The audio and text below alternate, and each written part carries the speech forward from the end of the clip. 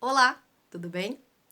Bom, eu, Débora Miranda, artista e orientadora das oficinas culturais de Caraguatatuba, estou aqui falando sobre mais um assunto do universo teatral, né? Os nossos bastidores, o que tanto a gente trabalha, o que tanto a gente ensaia, o que a gente faz, né, quando as cortinas estão fechadas, né?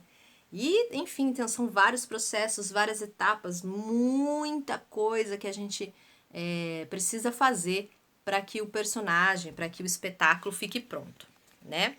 Bom, então vamos lá. Nós estamos falando sobre o assunto laboratório de cena, aliás, falamos, eu expliquei um pouquinho nos vídeos anteriores, volta, dá uma olhadinha se você não viu.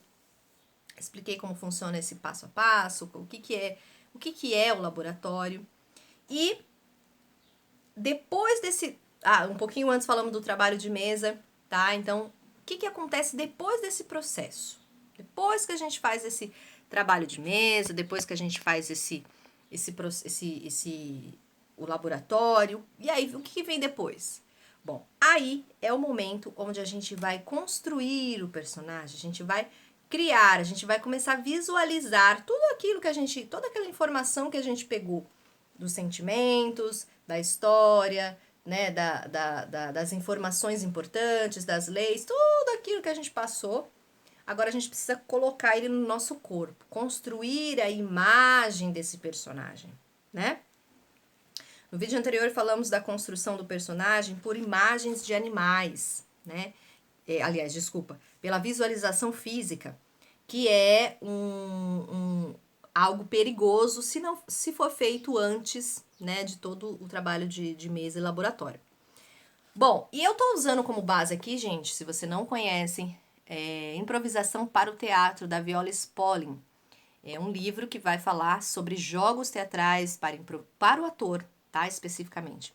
E ele vai trabalhar com jogos, ela trabalha com jogos em prol da improvisação, da construção de personagem, né, do trabalho cênico com outros personagens, né, com outros atores. Então, esse é um livro maravilhoso, super potente, que precisa ser visto para quem gosta de teatro, tá bom? Bom, e hoje nós vamos falar então sobre a construção de personagens por imagens, né? Por imagens de animais. Bom, e aí o negócio fica doido, né? Como que a gente vai olhar um animal e colocar no corpo de um ser humano? Vai ficar uma coisa esquisita, não vai? Não, não vai. Eu vou explicar e vou falar um pouquinho do que a Viola Spolin fala sobre esse processo, só para você poder entender. Vamos lá? Aqui, ó, 4 ou mais jogadores, tá? Ela coloca jogadores que são as pessoas que vão jogar, né? Vão participar do exercício. Se possível, leve o grupo para um zoológico ou fazenda para observar o movimento, ritmo e características físicas reais dos animais. O osso e as estruturas faciais são tão importantes quanto mais óbvio o movimento. Desta forma, os alunos atores terão uma impressão real para recapturar e não simplesmente uma figura de um livro. A generalização deve ser evitada para que o exercício tenha valor. O que ela está querendo dizer aqui? Olhar profundamente, né, os movimentos, porque aquele movimento daquele animal escolhido para o ator, para construir seu personagem, ele precisa vir com todos os detalhes. Não é porque, vamos supor, a gente vai fazer vou colocar um animal que encaixe num personagem. Uma menina carinhosa. Aí a gente pega um gato, né, a imagem de um gato para colocar nessa menina carinhosa. Aí, não necessariamente a gente vai colocar movimentos característicos e óbvios do gato, como um lamber a mão ou uma coisa mais dengozinha, né? A gente tem que também encontrar outras características. O gato, ele não tem só aquela malemolência, ele tem movimentos rápidos também, né? Então, isso também pode ser trazido para o corpo. Então, ela fala de observar o animal como um todo, não só como movimentos óbvios, tá? Separadamente, cada ator decide qual animal vai retratar. Os atores não precisam discutir sua escolha entre si. É óbvio, né, gente? Isso aqui é um trabalho bem pessoal mesmo e cada ator que vai identificar o que é mais confortável, o que é um trabalho para cada um ali. Cada ator deve assumir exatamente as qualidades físicas de seu animal e mover-se pelo palco como ele. Parece engraçado essa situação, né? Mas é encantador como o personagem é visualizado com força quando a gente coloca um animal como base. Deve ser dada a instrução durante o exercício para liberar os atores para trabalharem com o problema. Quando os alunos tiverem se entregado totalmente para as qualidades do animal e tiverem captado novos ritmos corporais, peça que façam os sons de seus animais. Continue com a instrução até que tenham desaparecido as resistências e som e movimentos corporais estejam integrados. Porque é isso, o que vai acontecer? Quando você coloca um monte de gente lá no palco, imitando o bicho, vai dar risada, você não vai concentrar. Acontece muito isso, né? É por isso que a gente tem que levar muito a sério esse trabalho. Não é uma brincadeira, não é momento de rir, é um momento de trabalho. Mas acontece do riso vir, acontece, né? A gente acaba às vezes desconcentrando. Mas o foco e a concentração aqui é muito importante.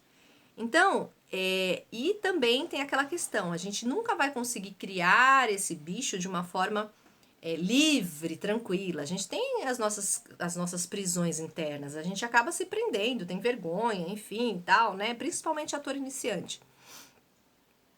E aí, quando esses personagens começam, o corpo do ator começa a se libertar de todas essas vergonhas, essas crenças, essas limitações que a gente cria, ele vai construindo toda essa gama de força, né? De viver mesmo aquele animal e perceber o que ele pode colocar ali para o seu personagem, né? Lembrando que ele não vai colocar exatamente, trazer aquele personagem, né, e colocar o animal dentro de um ser humano totalmente, porque vai ficar meio distoante, né? Ele não vai ficar engatinhando e fazendo o seu personagem. São alguns traços importantes que ele vai manter, que podem ser coisas menores, internas, né? Vamos seguir aqui, ó. Agora, peça aos atores para que se tornem novamente humanos e se movimentem pelo palco, observando as características e o som dos animais na sua ação e discursos humanos. Devem manter o ritmo dos animais no seu corpo e o som dos animais nas palavras que estão pronunciando. Percebe? Aí ela foi pro animal, aí ela vai voltar pro humano, mas ela vai agora construir, fazer uma ligação entre esses dois, que foi o que eu acabei de falar. Vai unir esses dois universos em prol da construção do personagem.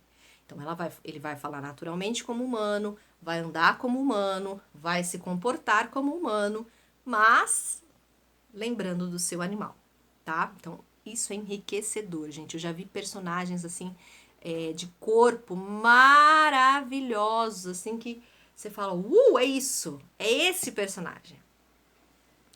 Quando estiverem se movimentando em pé e tiverem absorvido as características e o som do animal, o orientador rapidamente estabelece onde, quem e o que para eles.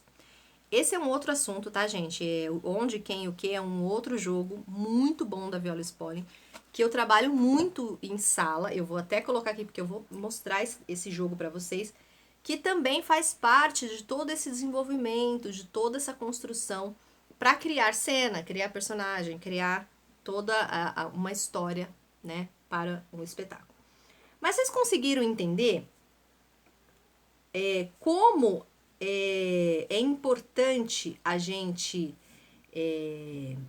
trabalhar, né, a imagem do animal, que é muito mais forte do que, por exemplo, você pegar uma pessoa, vou olhar uma pessoa e fazer, olhar na revista, por exemplo, e eu vou fazer uma postura assim, olhar no espelho e tentar moldar ali como se fosse Não, é de dentro para fora. Quando você coloca o seu animal, você vai transportando esse animal para fora, junto com o seu personagem, ele vai vivendo junto. Então você sempre vai ter uma base, o animal e o personagem ali junto, conversando.